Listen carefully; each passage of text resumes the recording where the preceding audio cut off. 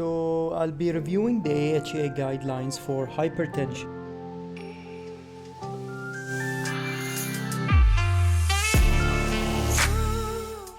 Well, hello friends. So today I'll be discussing something very important and very common in the modern world. Something that usually occurs due to stress and in certain instances to our diets, and sometimes that gets associated with certain comorbidities such as diabetes.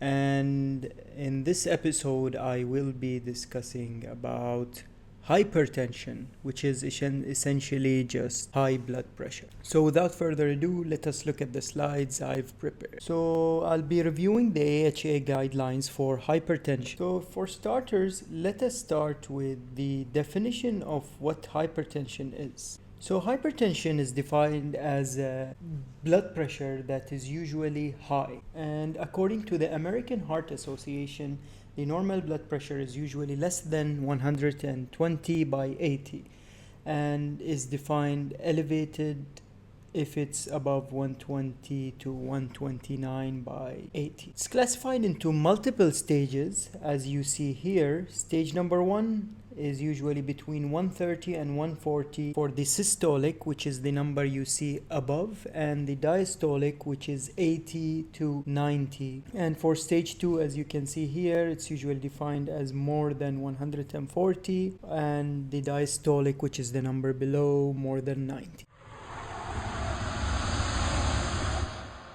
The pathophysiology is usually a bit complex. In hypertension, it has two different things. Number one, it's usually associated with the genetics, environment, and lifestyle of a person. The second thing is that the pathophysiology is what happens usually is that there is an increased vascular resistance and the fluid is overloaded. So either your arteries, they constrict, or there is difficulty in fluid pushing through. So for instance, if you have a pipe and that pipe is usually made out of metal, the water will not be able to pass easily. It will have to cause certain pressures for it to move forward. The second thing is that there is activation of the ROS system, which is basically the renin angiotensin aldosterone system. So the symptoms, usually hypertension is asymptomatic. However, if the blood pressure reaches a very certain number and turns symptomatic, then you will have to pay attention to these symptoms. Number one, the headaches. Second thing is dizziness, visual disturbances. Some people will tell you that they have blurry vision, and shortness of breath, as well as chest pain. We're looking at the signs. You have measurements that are high repeatedly, multiple times. Retinal changes, so you can consult ophthalmology in this instance and see what their impression is.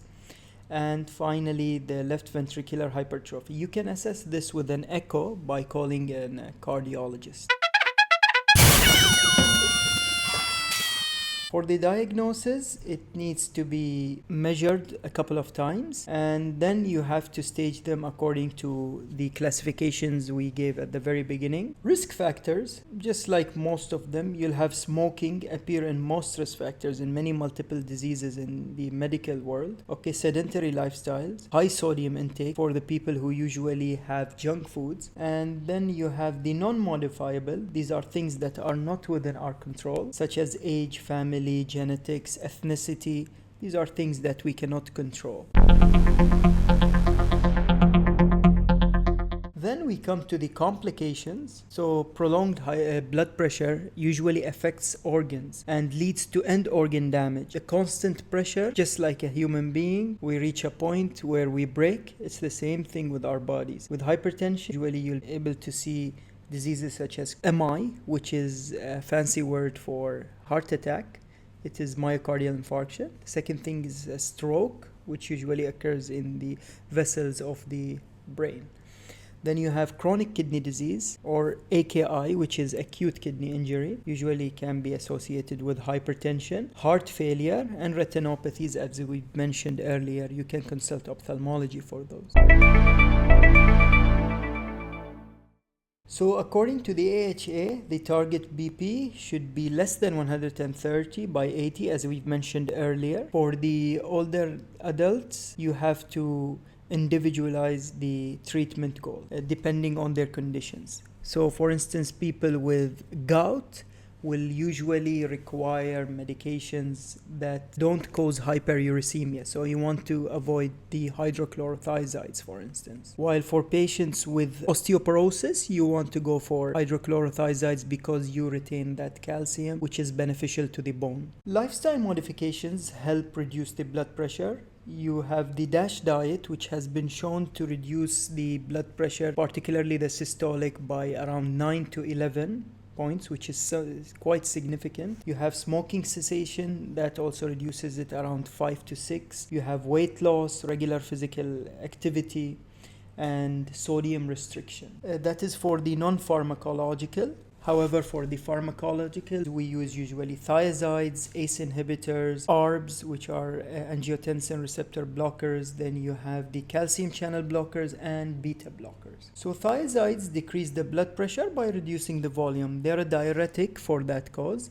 They're called diuretics because they wash away fluid, thus reducing the amount of fluid in the body. If you remember, one of the etiologies is fluid overload. Therefore, in this instance, we reduce that fluid. There are side effects such as hypokalemia, hyponatremia, hypercalcemia. The thiazides work on the distal convoluted tubule, thus exerting their effects. They reduce the potassium, sodium, and they cause hypercalcemia. ACE inhibitors and ARBs. ACE inhibitors such as lisinopril, you want to pay attention to the drugs with prils towards the end because these are the ones related to the ACE family. Then you have the ARBs, which are usually associated with the sartans. It's the sartan family. These ones inhibit the renin-angiotensin system. If you remember, one of the etiologies is an overactivation of the renin-angiotensin system. So we're tackling that to reduce the blood pressure. A very common side effect usually occurs between a week to around months is a cough, 8 weeks. Usually this cough is dry. You want to pay attention to the patients who have hernia because they'll be coughing and that will worsen their hernia, and that is something you have to pay attention to. The second thing is hyperkalemia, where there is an increase in the potassium levels.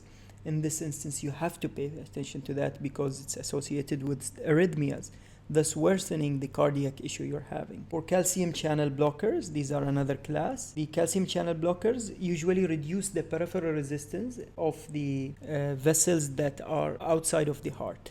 For instance, it causes vasodilation in the arteries, in the afterload. A very common side effect is peripheral edema. So most patients started on these drugs will usually mention that they're having increased in their size of legs. They'll tell you they're not able to wear their shoes as well as they used to. Then you have the beta blocker. These are the ones that work on the heart. Then you will have reduced heart rate and contractility of the heart, which is the ability of the heart to pump. A very common side effect is bradycardia. You'd expect that because the heart is not pumping as fast as it used to. And the second thing is that there is sexual dysfunction, a very common side effect of beta blockers. So one thing you need to pay attention to, and probably if it's one thing that you need to take away from this presentation, is the hypertensive emergency. So whenever there is an end organ damage, let's say you have an elevated creatinine, or through an echo you were able to visualize that the left side of the heart is massively dilated, or if you notice any symptoms in blurriness in the eyes, these are things that you need to pay attention to. These are usually symptoms of an emergency due to the hypertension the patient is having.